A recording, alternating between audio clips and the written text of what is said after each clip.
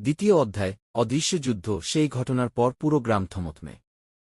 দুষ্টু তান্ত্রিক পড়ে আছে নিজের কুটিরে, শরীর আছে, শক্তি নেই। তবু তার ভেতরের হিংসা তখনও নিভে যায়নি।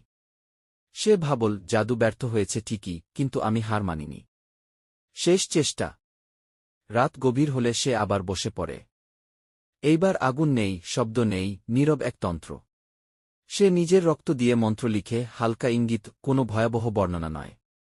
তার লক্ষ্য একটাই, আল্লাহওয়ালার হৃদয়ে ভয় ঢোকানো। একই সময়ে আল্লাহওয়ালা ফজরের আগে কোরআন তিলাওয়াতে বসেন। চারপাশে নিস্তব্ধতা।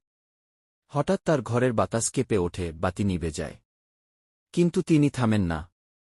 তিনি ধীরে বলেন, আল্লাহই যথেষ্ট। অদৃশ্য ঢাল। তান্ত্রিক দেখে তার তন্ত্র যেন কারও কাছে পৌঁছাচ্ছে না। বরং সে এক অদ্ভুত ভার অনুভব করে, যেন কেউ তার বুক চেপে ধরেছে। তার কানে ভেসে আসে এক ভাহীন বার্তা। যাকে আল্লাহ রক্ষা করেন তাকে কেউ ক্ষতি করতে পারে না। ভাঙনের শুরু। তান্ত্রিকের হাত কাঁপে।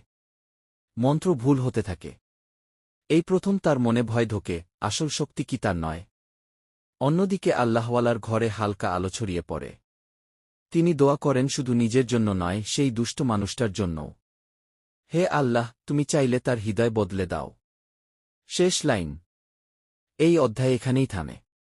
একজন দোয়ার শক্তিতে স্থির, আর একজন অহংকারের ভারে ভেঙে পড়ার পথে। আসল যুদ্ধ অস্ত্রের নয়, ঈমান আর অহংকারের।